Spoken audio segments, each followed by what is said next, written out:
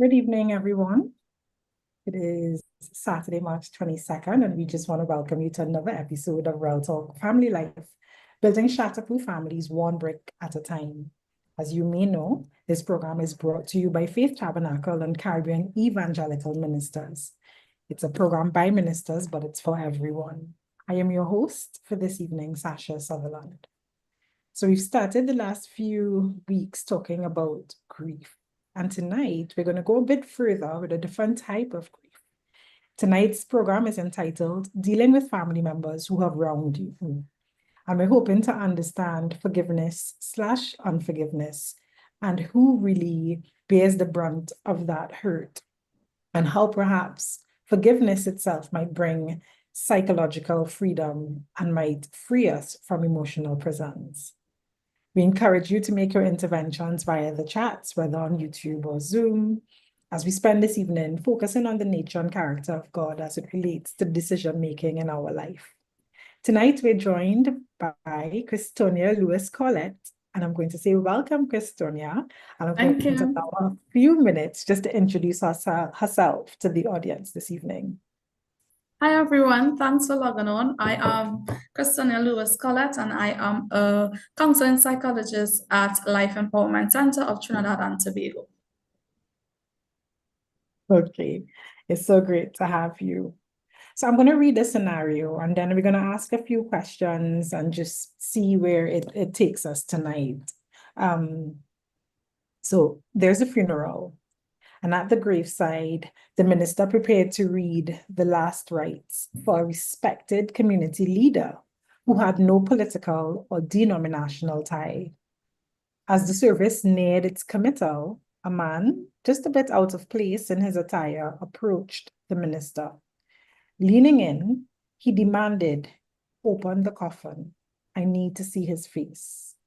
The minister hesitated and responded, "You need the family's permission." The man scoffed. "Well, consider it granted. I'm his only brother, the one he cheated out of the inheritance. I just want to see how much of it he's taking with him." A tense silence fell over the mourners. The minister signaled for another hymn, then quietly spoke to the man. Moments later, the minister gave a nod. The coffin was opened and the service continued. So, Christonia, I want to ask you just a few questions, because when I read this scenario, I thought, well, I wonder what did he tell this priest to get him to open that coffin? I want to know if you have a few thoughts just to break the ice on that, and then we'll jump straight in to the questions. No, I have no idea what he would say, but if I was to be in that position, some persons just need closure. So for me, if I get a phone call that someone dies, I'll be in a state of denial, and my closure will be actually seeing them in the coffin. Much less if they wronged me or they cheated me out of something like an inheritance. So in his mind, he's probably saying, okay, he cheated me out of the inheritance. He's passed on, so I'm not going to get a verbal sorry from him. I'm not going to get the closure that I think I need from him. So I just need a visual to be like, okay, you're in the coffin now. You don't have the money bearing with you. So what was it all for? So I would have probably explained that to the priest and let them know, like, I just need the closure. I just need to know, what is he taking to the grave with him? Was it all worth it? And I just need to put my eyes on him to see, okay, this is my brother in the grave and he really is no more. Wow. Wow. So it seems to me that I don't know if there was forgiveness or unforgiveness. So again, I'm going to leave it open to you. We dealt with grief before, and this seems to be a different type of grief when we're talking about closure, because sometimes you can get the closure and sometimes you won't get it, and you have to learn to move forward with or without it. And sometimes you would get the apology and it still doesn't feel like it's good enough. So can you walk us through forgiveness as a process and whether or not that can be painful, whether or not it can bring the closure that someone wants? And I'll give you, any amount of time just to walk us through how we understand forgiveness, can be a painful process and it doesn't necessarily give us the closure that you just spoke about. Okay, so firstly, we must know that forgiveness is a very complex topic because persons view forgiveness very differently. So one person may say, I'll forgive you, but I won't forget you.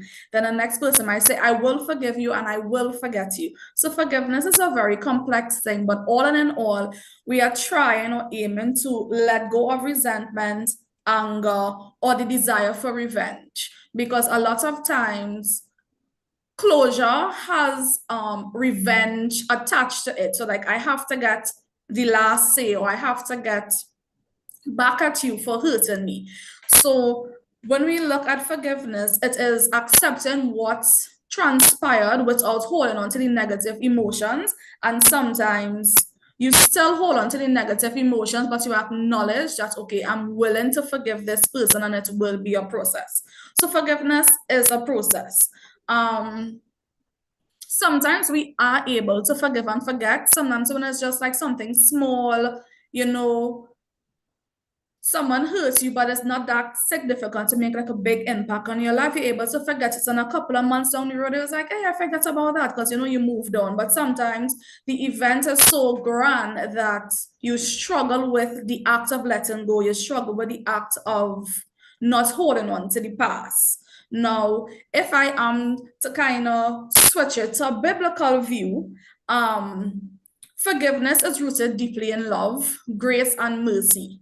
Now, growing up, I remember they always used to say in church, forgive the person 70 times 7. And when I was younger, I was like, am I really supposed to sit and keep tally of when someone do me something, and every time I add it to the tally, okay, I forgive you once a day, I forgive you twice, and they keep adding it to the tally, but really and truly, 70 times 7 is just a number, and it's supposed to tally to a big number that you can't even remember it. So it's just like you just come and you just let it go. Because all in all, the person who forgives us the most, God, he does not keep a tally. So who are we as human beings to keep tally and score against each other? When it comes to forgiveness, forgiveness can be a very painful thing. In the scenario where the gentleman's brother died, that will be kind of difficult and tricky because he does not get that I'm sorry from his brother because he's no longer here. So now you have to be willing to accept that this forgiveness is more for me and less with them and absolutely nothing to do with them. Because why I say forgiveness is painful is forgiveness can have a lot of anger and bitterness attached to it. So someone ever did you something and you're so angry that the thought of letting it go isn't possible because you feel as though if you let it go, it's like you need to hold on to the anger a little bit more before you let it go.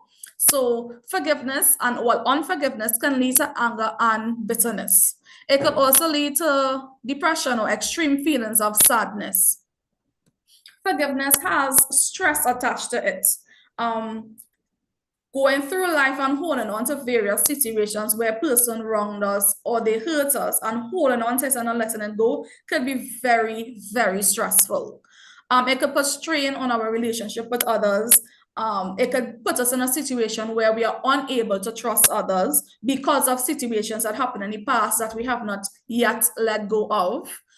And it could also have health issues attached to it, where you having headaches, lack of sleep, loss of appetite, increased appetite. So different things can happen to you. Now, when we look at it spiritually, it can also bring about guilt and shame and a spiritual block, because sometimes unforgiveness could also lend to anger with God, because you're asking God, why did you allow this person to do me this? Why did you allow the situation to happen? So forgiveness can have a lot of hurt attached to it. You could also be where you have the inability to heal. You always have negative thoughts because you believe, something so bad happened to me, something so wrong happened to me. Why is life like this? And you tend to have a very negative view of life, and it can also take away from your peace. So forgiveness is a heavy topic, and there is no timeline to forgiveness. So someone cannot come and tell you, okay, so you're in this situation, your brother wronged you, he cheated you out of inheritance. Now he's passed away. You have 1 month to forgive him, or you have 2 months to forgive him, or your co-worker did something to you, you have to see them Monday to Friday, so you have till next week Monday to forgive them. So many things are built into this word forgiveness. And what we also need to understand is majority of the time, forgiveness isn't for the other person that wronged you, forgiveness is for yourself. Because for me, if I'm in a situation where someone wronged me and I am waiting for them to apologize, there is a constant feeling of heaviness whenever I'm in their presence. Because I'm feeling as though I'm owed an apology. When are they going to apologize? So from the time I come into their presence, there's this tension of, I wonder if they're going to apologize. And when they apologize, am I going to tell them something? Is the apology going to be good enough? So forgiveness is just heavy all around. Forgiveness is just heavy. So when we consider forgiveness, growing up, my mom always used to say, forgiveness isn't for you, for the other person, it's for you. And in my mind, I was like, how is forgiveness for me? I didn't do myself anything. They need to apologize. They need to say they are sorry. And it's like, no, sometimes you will not get the apology. Sometimes you will not get the sorry. Sometimes the person may die before you can have that conversation. Or sometimes the person isn't mature enough to say that they are sorry. So you are here waiting around, carrying around all these heavy emotions, waiting for a sorry that may never come.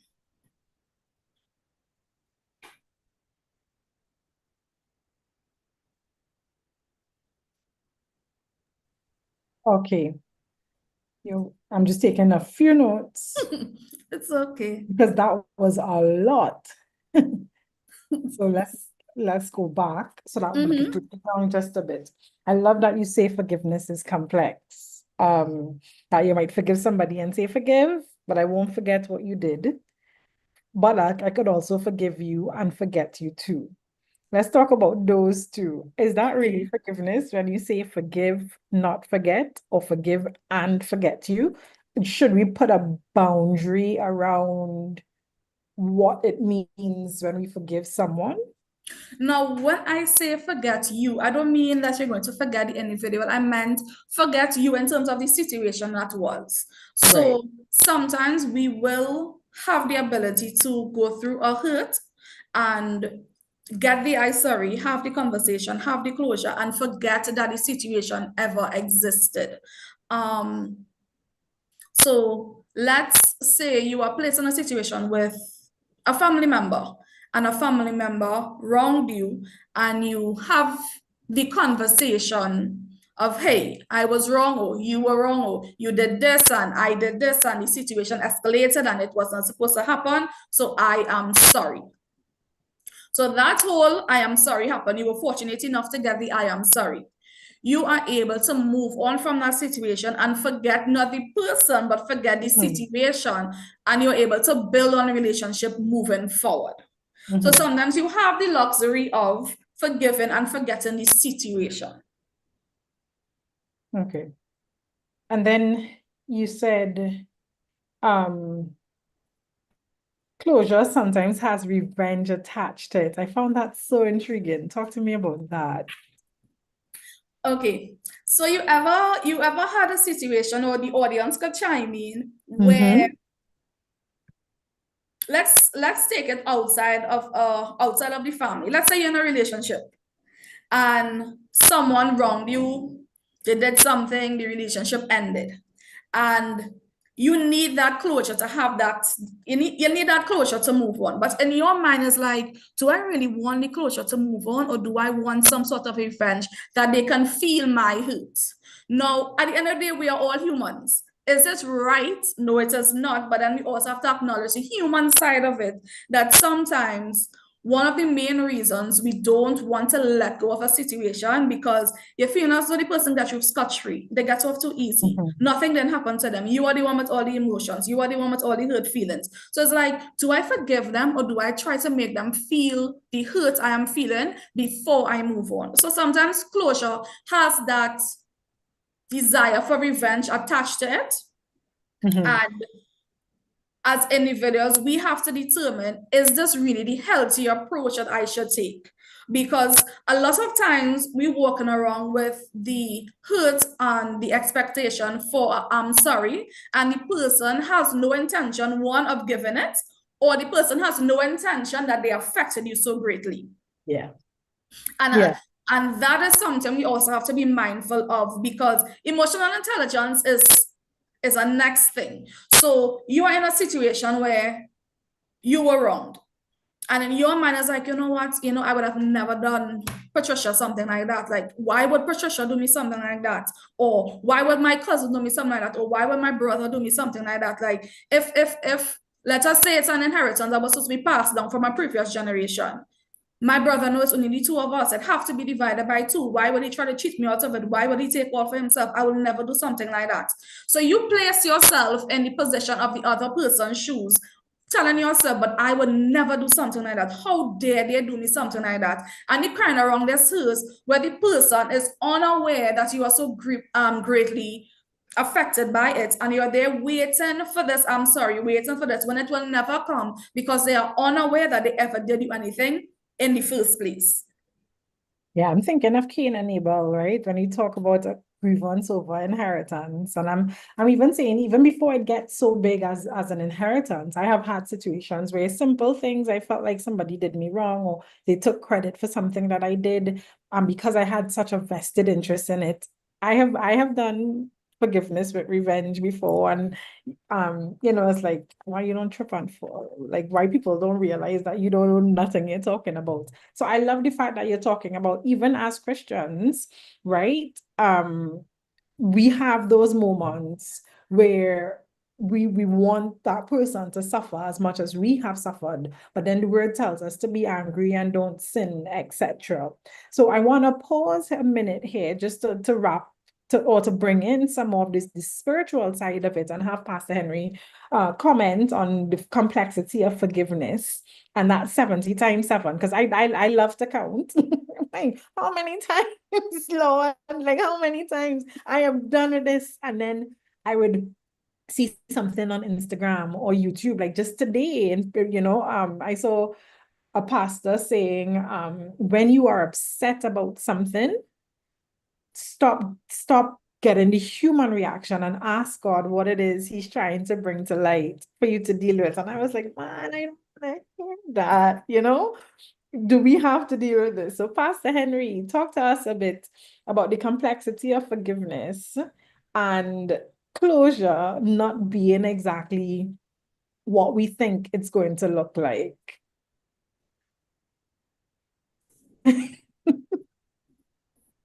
You're muted, Pastor Henry.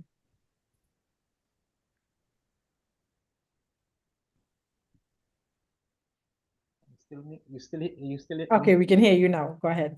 Okay, it's just my yes. So the 70 times 7, it's unique because when you think of love and the qualities of love, love keeps no record of wrongs. And that's what Paul said to the Corinthians. So that we have to realize that when we are hurt, as our sister said, that all of these emotions stir up in us. And anger being one of them, anger being one of them would eventually turn to hatred. And that is the place that we are often brought to when somebody wrongs us, to a place of hatred, literal hatred. I mean, and that happens not only when people hurt us, it happens, we express that sort of a situation in our politics, in our church, and everything around us. And, you're not with me, you're against me. And when we get to that stage, we have to realize that that is where forgiveness comes in, unconditional forgiveness comes in, where even without the person asking for forgiveness, we should be able to give it to free ourselves from the situation. And when it comes to this topic, usually, when we talk of Jesus, somebody say, well, he was God, and so he is able to forgive. But so I usually look at the life of Nelson Mandela.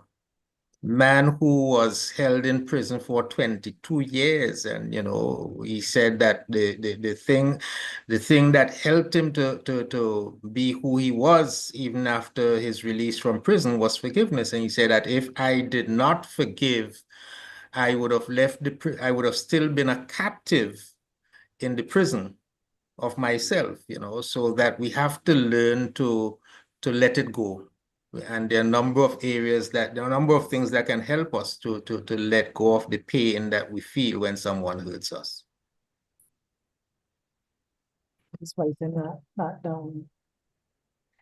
I think of Cass Henry, just want to come back to you again before I go back to Christonia. I also think of Hosea and this instruction to go and marry this person who is going to run every time. And what in the natural sense, because we're talking about families, what happens when a son or a daughter, in this case, a brother or a husband, betrays or a wife betrays, and you're saying, like Hosea, you take them back. Like Nelson Mandela, you have to set yourself free from that prison. Like God, Lord, the instruction he has given to us, 70 times 7. So you restore that. You talk a lot about restoring that person. Forgiveness is painful. Can you help us from a spiritual perspective, not just the instruction, but understand when we make a statement like that forgiveness is painful. And I also think it's not just about the physical pain, the headaches, etc., that Christonia spoke about, but the process of forgiving someone in the midst of still feeling hurt. That's a different kind of pain altogether. Can you comment on that part for us? Yes, psychologically and spiritually, we experience pain. There are no two ways about it. The thing is that some people feel justified by holding on to the pain. We do not do that in the natural. If we are wounded physically, right, the first thing we do, depend on the type of wound that we experience, we go to the doctor to get help. We go to a clinic. So we see somebody who can help us. Even after the person helped us, the hand may still be bandaged. And you still are seeing all the sign, and you're still feeling the effects of the pain. And so, of the wound, you're feeling the effects of the wound, you're feeling the pain. And when people wrong you, you are going to have the same internal feelings emotionally.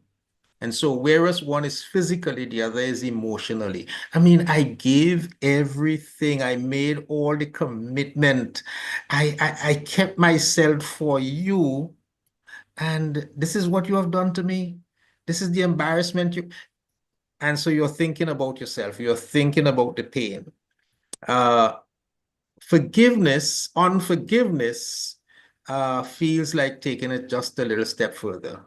It's feel like getting justice. I want to be justified. I want to be right. I want to be satisfied. And that's what justice is. And being satisfied that punishment has met the wrong that you have done, that I have executed punishment. And that's the danger of not forgiving, because forgiving says, let us leave the punishment out of this. Let us leave the vengeance. Let us leave the revenge. Let us leave the satisfaction to myself that I would get. Let us leave it out of the picture, and let us just leave it alone. You go free. I always refer to Stephen Covey's 7 Habits about the boy who was bitten by the snake. And so when he was bitten, he took the machete that he had, the cutlass that he had, and he cut the spot where the snake had bit him. It was more painful to do that. But in so doing, the poison from the snake left his body.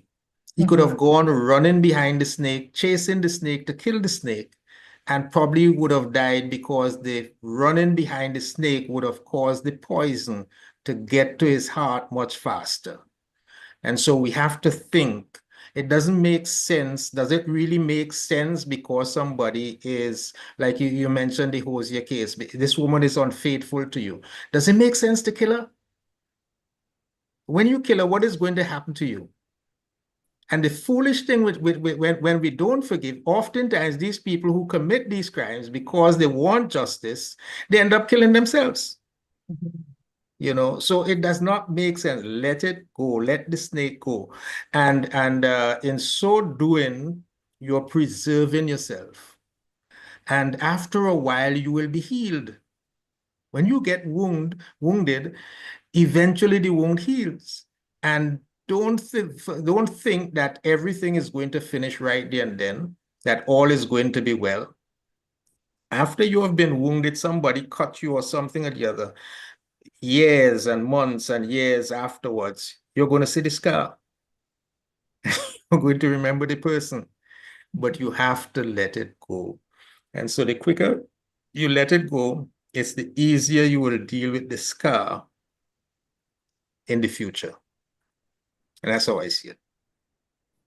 Thank you, Pastor Henry. So, Christonia, I'm going back to you because I wrote down everything you said, and I just wanted to break it down practically. And I like how we see, practically how human we are, but in acknowledging that humanity, it is this idea that we still have to strive to meet what forgiveness has been determined.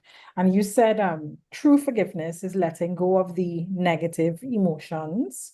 When the feelings come, you deal with it. And even though you struggle with holding on to the past, you need to find a way to move forward. So I love that practical step about what forgiveness can look like in a situation. And I just want you to walk us through that again. You have to try to let go of negative feelings, but the feelings will come and you deal with it. How so? Okay, so when Pastor Henry spoke about the snake bite, I remembered the saying where they say unforgiveness is like drinking poison and expecting the other person to die. I remember the first time I heard that, like in my adult life, I was like, but who will drink poison and expect somebody to die? But then that is what unforgiveness is like, because like I mentioned earlier, while you have all the feelings of hurt and the pent-up tension, that person is walking around or continuing with life with none of those feelings, none of that tension, and they're happy. Someone ever did you something, and then when it is you see them, you angry, you're anxious, you're tense, and when you see them, they're just happy going about life like nobody's business. So let's say the co-worker who stole your idea and went and reported it as their own. So they got to know the praises, they're happy, they're on cloud nine, and you sit around there with all this pent-up emotion. Let it go. As hard as it may sound, as impossible as it may sound, let it go. Now, I was always one to believe that I have to have the last say, and not so much that I need to have revenge, but I was always someone who believed in, still about, justice. So like if you wrong someone, like there's like a process or whatever. And let's say my family, my mom is completely opposite. My mom isn't confrontational. She lets everything go. She turns the other cheek. I remember growing up, she was just be like, turn the other cheek, turn it. And I'm like, how much cheeks I have? How much times I have to turn? Because I was always the one who have to have the last say. And you'll reach a point where you'll realize it is very tiring. Like always having to have the last say, always having to make sure that justice is served, or the person understood where they went wrong, or you having to break it down for them. It is very tiring. It is more than tiring, it is exhausting. So when I say let it go, I'm not just speaking from a perspective of, oh, that sounds like the right thing to do. I'm speaking from a perspective of, I have once been the person where justice must be served, and I will serve the justice. I will tell you how I'm feeling, and you will tell me that you're sorry. And then sometimes the sorry isn't a genuine sorry. It's a sorry because you back them into a corner and make them believe that they have to do it when it's not genuine. And then sometimes you'll hear the sorry and you'll realize that you're not feeling any better. The hurt's still there, the pain's still there, the anger's still there. And forgiveness is more for you than it is for the other person. So when I say to let things go, I'm not just telling you let it go without experiencing what it is to let things go. And I remember at a time I had a disagreement with someone, and I was sure I wanted to rain fire on them. And I waited for the sorry. I waited, I was patient. I was like, okay, I wouldn't talk to them. I would let them know that I'm upset. And I waited for the sorry, and it never came. And one day I had a conversation with them, and I was like, hey, did you know that you did X, Y, and Z, and it like severely affected me? Whatever. And I was like, really? I didn't even know that. And they were like, so what, you want me to apologize? And in that moment, I was like, no, I don't want you to apologize because you don't even know what you're apologizing for. And I had explained to a friend, you know, in the cartoons, let's say Tom and Jerry, when someone dies, you see the soul leaving their body. In that conversation, I felt as though the anger was literally coming out of my body because I came to the realization that the sorry I was expecting, the conversation that I was expecting was not going to come because this person had no idea why I was even upset. And in that moment, I understood that forgiveness is really for me. And it may sound weird, but I just felt lighter. And I left the situation without getting a true apology, but forgiving the person because I was tired of holding on to the hurt. So then how do we move then from that release? And I like that you talk about experience and the forgiveness and that you know, the metaphor that you use, right? So experiencing the release of saying, I need to let it go because it's more for me. How do we move from there to saying, okay, I'm going to now extend love, grace, and mercy towards that person? Did you do it instantly, or is it that we have to experience the healing first? You know, there are moments when what we felt wronged us would come up, and you have to deal with it every time. And that's why it says, you know, forgiveness is a process, right? It doesn't just, I forgive them once and it happens, I forgive them twice. Maybe that's where 70 times 7 comes in, right? And you're talking about the same thing because you get aggrieved every time. But there comes a moment where you let go and you move towards love, grace, and mercy. And I'm here thinking of Anna, let it go, let it go. That maybe that should be our caption. So how do we get to love, grace, and mercy? I think only God. Like, if I am to say, well, I got there on my own, no, I think it's only God and only God alone. Because in our human nature, you could forgive, but you won't forget. And I think that is where a lot of persons kind of semi-release, but they still hold on to that pain because they're like, if it is, I give you if it is I give you the opportunity to say that I forgive and I forget, it's like I am putting myself in a position where I'm allowing you to hurt me again. But if it is we look at the 70 times 7 concept, or we look at the concept of how much times Christ forgive us, we really have no business holding on to things. Like if we really and truly sit down for today alone, I'm pretty sure we did something where we needed to ask God forgiveness. And sometimes it has been so unintentional. So let's say you're driving down the road, somebody give you a bad drive, and thoughts run through your head about that person, about the car that gave you the bad drive. Ask forgiveness for that because you wasn't supposed to do it. But God is not going to say, well, somebody gave you a bad drive on the 2nd of February and you asked for forgiveness. Here you are again on the 22nd of March asking for forgiveness again for the same thing. No, I'm not going to forgive you because you asked for forgiveness for that 2 weeks ago. Like God does not keep tally. And if we are to mimic behind him, we have no business keeping tally when other persons wrong us.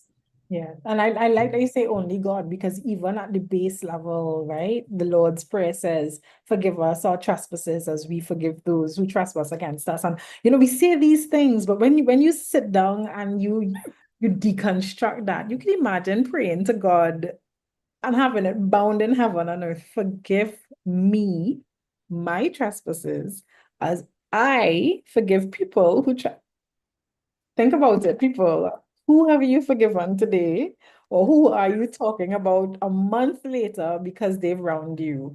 And if we were to ask God to hold on to that measure, that pound of flesh, You can imagine how high our mountains are for things that we haven't forgiven people, and we're saying to God, well, do to me what I've been doing to my neighbor. And so it really causes us to kind of have to pause. I think forgiveness is one of those things where, as you've said, it doesn't just happen at a snap. There's a lot of reflection that has to go in. There's a lot of sitting in silence, sitting and reflecting, and really bringing to mind, okay, if it were me, I would want them to move on. I would want them to not keep tally, and just thinking about God loved us so much that he did the ultimate act of forgiveness by giving his son to take on our sins. So, Pastor Henry, I don't know if you're still there to again just bridge the gap for us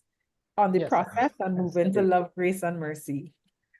yeah, I have come to realize that our behaviors, you hear me now, right? Yes. Our behaviors are driven by our mindsets. And we have to, by choice, build the type of mindsets that would cause us to respond reflexively to the good things.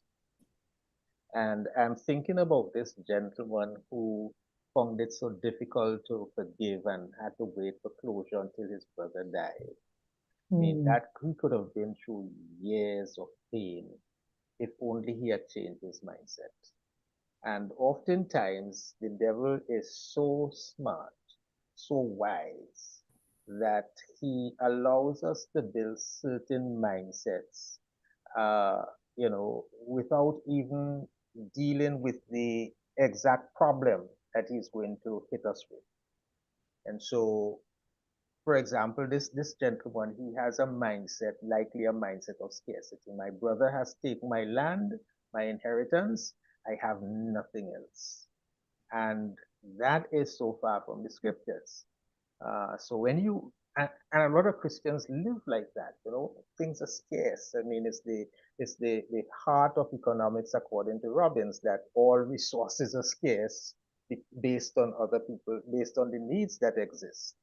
The truth is that God says to us, he is able to do for us exceeding abundantly more than we can ask of him. So if I am thinking abundance, then the person taking something from me doesn't leave me broke. There is a lot more that God can give to me. And you see Joseph with that sort of a mindset, because the brothers, they took everything from him. They reduced him to slavery. But you see him when he had the opportunity to deal with the brothers. You see that he had dealt with forgiveness in his heart a long time before, because here it is, they're now in Egypt, they're at his mercy there, and he's saying, listen, don't you bother about what has happened. Don't be afraid. I'm going to take care of you. What you meant for evil for me, God has turned it out to be good. Everybody reads the 23rd Psalm. And so when you have that abundance of mindset, it's only when you have the abundance of mindset, I should say, that you get to understand. I think it's verse 5 in the 23rd Psalm. He prepares a table for me in the presence of my enemies. So I usually tell my friends, listen, somebody giving you pressure at work, they're always up against you. Take them to dinner, take them to one of the best restaurants around, and have a lunch with them, because God is providing for you, and in your presence you could afford to do what you want. As our sister said, that the whole idea that they're taking credit for your work and all kind of a thing, carry them out, take them. You didn't get the promotion because they took credit for it. Buy them dinner, because you have that mindset. And when you have that mindset that I have more than what I need, God is able to give me more than what I need. When people rob you in this way, when people hurt you in this way, I should say, you have a mindset that I'm better off, in a better position. Yes. Yeah, scarcity versus abundance mindset, Pastor Henry. Wow. I'm thinking like even, yeah, it's a wow to me. He prepares a table before me in the presence of my enemies. Because I figure if the brother who had wronged this guy in the first place, if he had trusted God for everything, perhaps he would have been able to let it go. And similarly, when we are in positions, I think that's what you're saying to us. Think about God who gives us, as you said, exceedingly abundantly, so that even when somebody wrongs us, it's so much running over that there's no need to feel what that person has done. And that's an interesting perspective. I never actually thought about that in terms of forgiveness before. So that is. And you know it, we're going to have the pain in our heart, but we still come to church and sing, "My cup is filled," and running. Whew. So I think we have some prayers tonight. Let us hear from you guys. Is this resonating with you? Do you have questions? Do you disagree?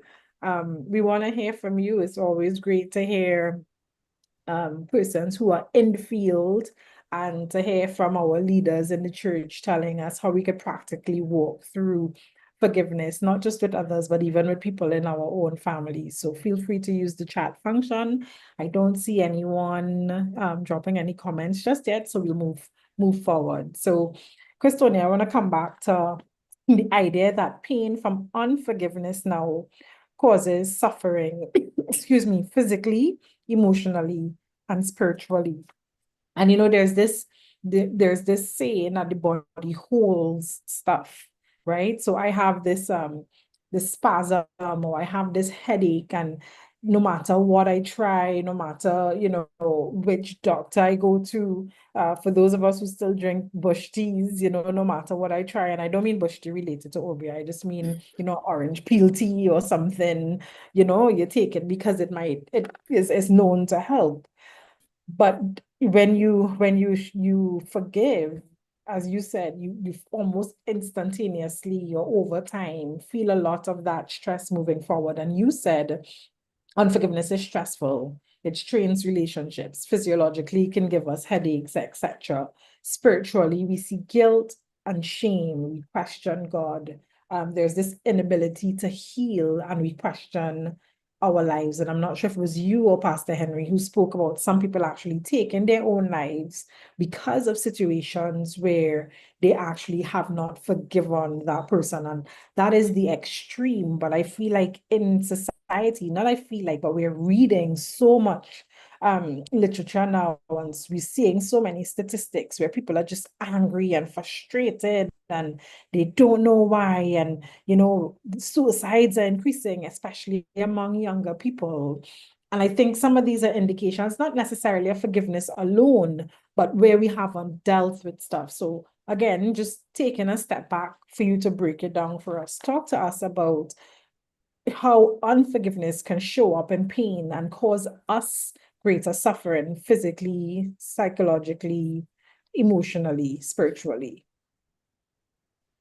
Okay, so unforgiveness can cause many physical health consequences in that imagine being so upset with someone that you hold on to that hurt and pain till you make your own self sick. And that's why I said earlier, unforgiveness is like drinking poison and expecting the other person to die. So, I mean, persons could message or chime in, but someone has ever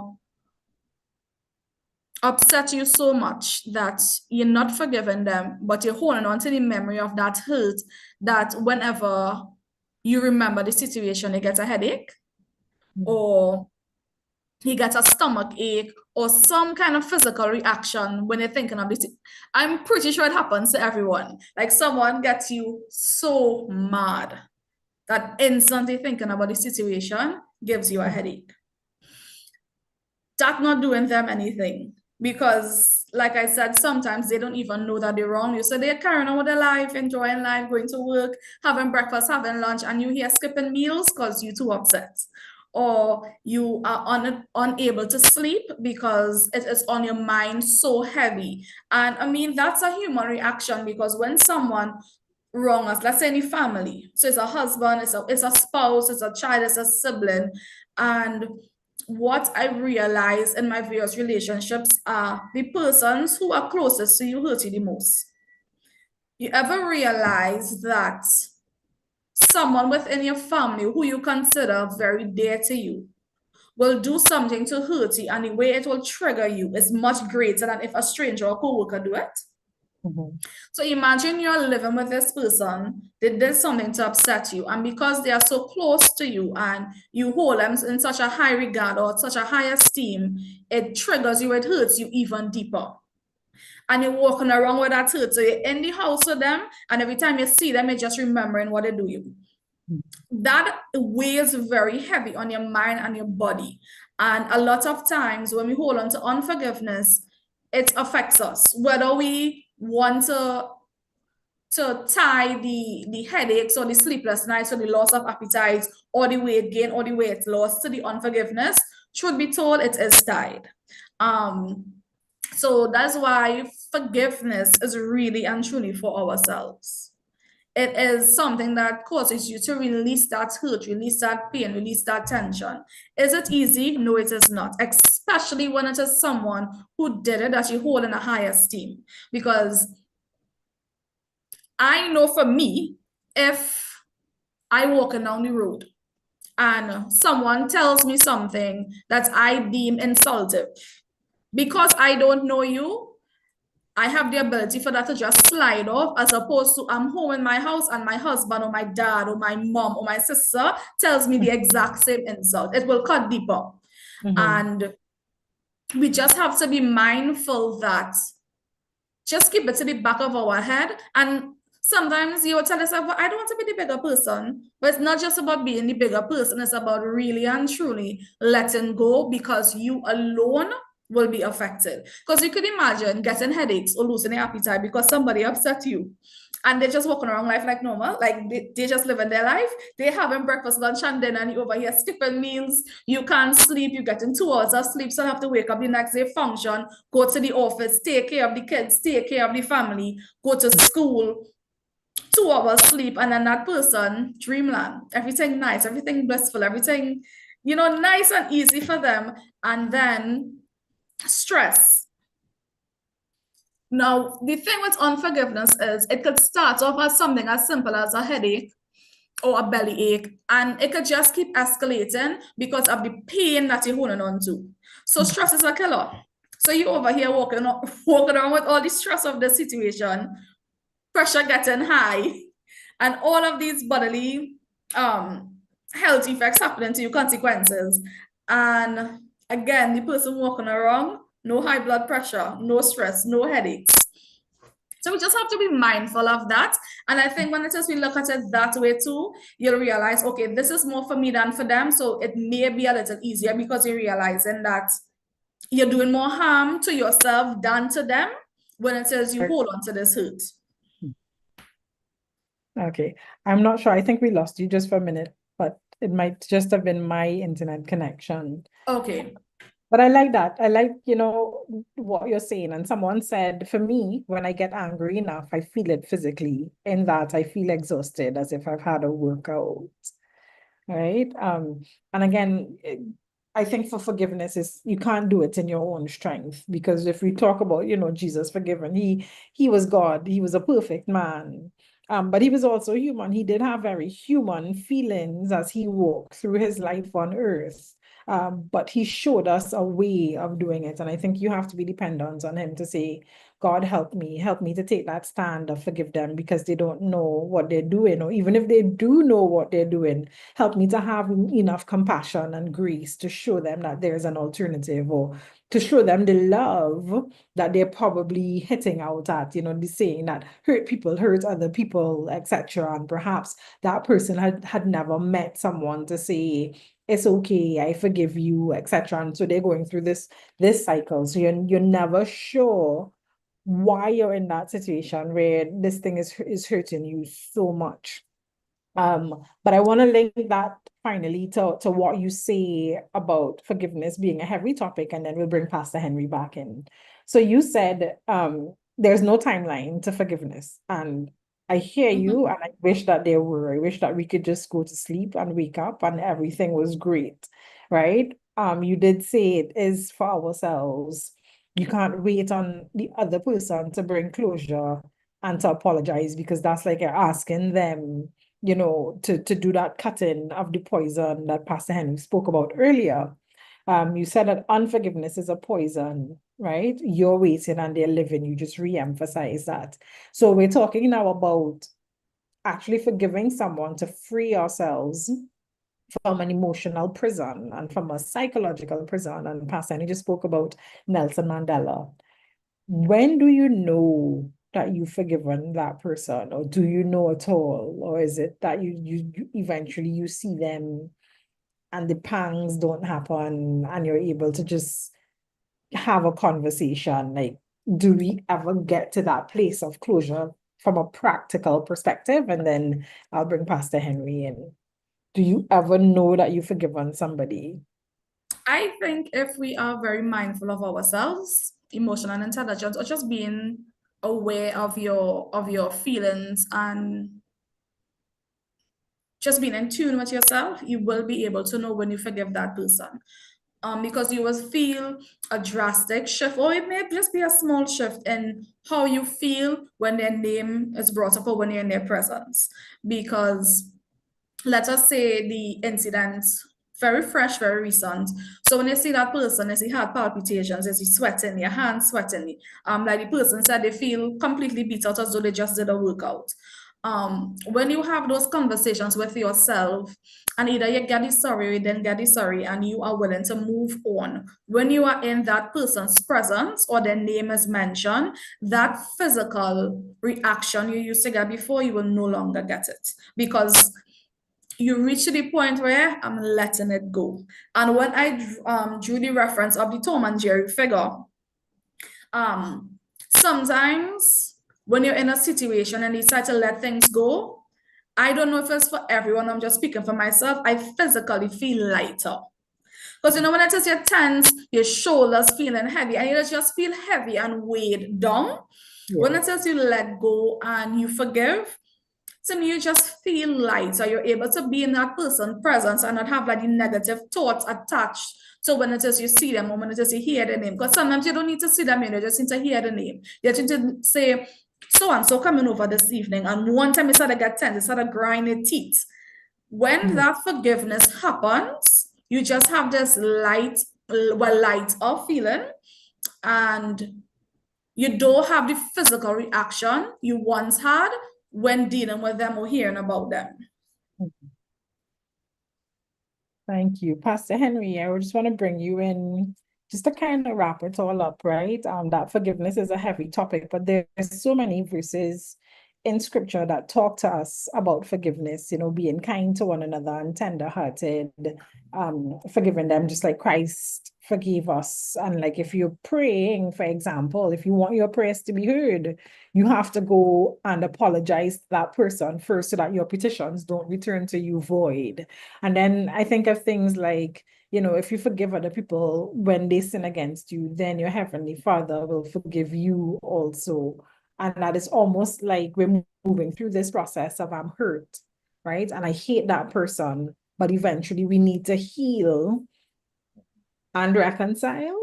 Is reconciliation a part of forgiveness, or can I forgive, forget, move on, and just say, I am going to set up boundaries? Because a lot of times we think we end the process where we do feel lighter, as Christonia said just now. So you see the person and you're okay, but we don't want to give that person the opportunity maybe to do it again. Have I truly forgiven? Well, it depends. It depends. Because if you are in a relationship and somehow it's an abusive relationship, you forgive the person for the abuse. And if you stay in the relationship and it's continually being abused, I don't want to propagate that love is going to, you have to learn to love yourself before you can love a person. So you have to take care of yourself. So you cannot stay in that situation. I think I would join with the Calypsonian and say that if you get in this woman, run away, because all the other animals usually run away. So take the heels and run away from the persecution, from the abuse. But in life, you have to understand that you have to give people second chances, right? And God usually put us to the place that when we think we are forgiven, and He passes us, He takes us to another level and tests us again to make sure that we got the thing right. He doesn't promote us until we are passed. And when He gets us to another level, He gives us another test in order to promote us. Let me share an example. Somewhere back in the early 90s, this gentleman came, good friend of mine, wanted my car to borrow because it was in the garage. And so I loaned him the car. And he came back, he said to me, you know, I had a fender bender. Not anything much. I'm going to fix it. Don't make it a problem. So back then, things were tight with me financially. So I'm waiting on him to fix the car. I'm not hearing from him. And so I picked up the phone to call him. And my wife, if you would know her, the first one, you would realize that this call cannot go through. So why are you calling him? Wait, give him a chance. He will fix it. He said he will fix it. Give him a chance. So I did the call. And weeks going on and the car not being fixed, and I'm getting angry and what have you. But I can't call because I still have to live in the house with this woman who believes in forgiveness. So eventually she said to me, why not just go and ask Brother Wilfred to fix the car for you and forget it? So I did that, and my car is now fixed and everything. And I'm feeling good. I called the brother, and I don't have any sort of a feelings in me because the car is fixed. I don't have to ask him about it. The car is fixed. One evening I drove home, pulled into the yard, and there is a policeman and a gentleman standing in my yard. And so introduced myself, spoke with them, only to discover that the gentleman, the car that he had gotten in the accident with, he accepted liability by signing a note that he would repair the car. So I am tested again. And the good lady says, the Lord would provide for us to fix the people's car. Don't bother about it. The Lord did forgive, did get the car fixed. And, you know, that was it. I mean, I spoke with my friend. I never told him about what happened with the people coming to get their car fixed. I never asked him about my car being fixed. And I look back over it over the years, and God has blessed me in abundance. You know, that was that little pocket change that I had to put out. I'm not sure what I would have done, probably gotten a KFC meal or something. But it was like nothing, you know, God provided. So there are times we have to understand that we are going to be tested, and not tested by the person, but tested by God to see our response to the situation. And not until we pass the test are we going to have some sort of a release from people doing to us the same thing over and over and over again. So forgiveness is great, but remember, you can't forgive until you're hurt. And so when you are hurt, you learn to respond the right way over and over, because the day you fail the test, you're going to be tested again. Thank you.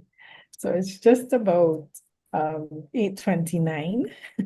Christonia Lewis Collette, everyone, counselor and psychologist with Life Empowerment Center, and Pastor Anthony Henry, no stranger to this program. We want to acknowledge Dr. Samuel this evening. Thank you for joining us, and every one of you who joined us this evening. So, Christonia Lewis Collette, forgiveness. One phrase, one statement that you'd want to leave with us this evening as we contemplate whether or not you made sense, or that you made sense, but Lord, are we really going to try to work this out? Because she didn't talk about Jesus did it, so should we? You actually practically walked us through the fact that we can do this if our heart, I guess, is in the right place. What do you want to say to us as we leave this evening? That forgiveness is for me. No one else but me. Forgiveness is for me. And you have some thumbs up in the audience. So I think it really did resonate with everyone. Pastor Henry? I don't know if I have a one phrase statement, so I better don't say anything. I may just go on for another 10 minutes. But I love the subject. I love the subject, and forgiveness is a virtue. It's a gift of the Spirit.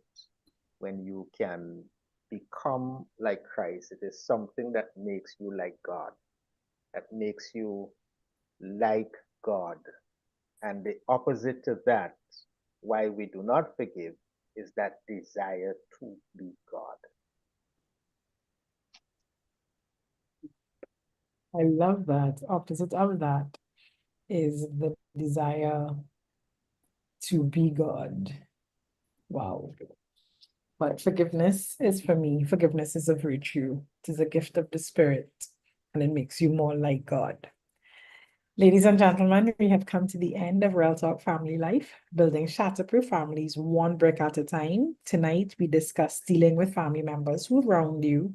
The topic really is about forgiveness, and we hope that you understood tonight that forgiveness can be painful and that the pain from unforgiveness sometimes causes greater suffering in ways we hadn't anticipated before. That unforgiveness and vengeance really hurts the offender, but it can destroy the victim. And forgiveness brings psychological freedom from emotional prisons. This is Real Talk Family Life, building shatterproof families one brick at a time. I'm Sasha Sutherland saying good night and God bless. See you next week, same time, same place. Good Thank you, night. Doc. Good night, Sister Paulette.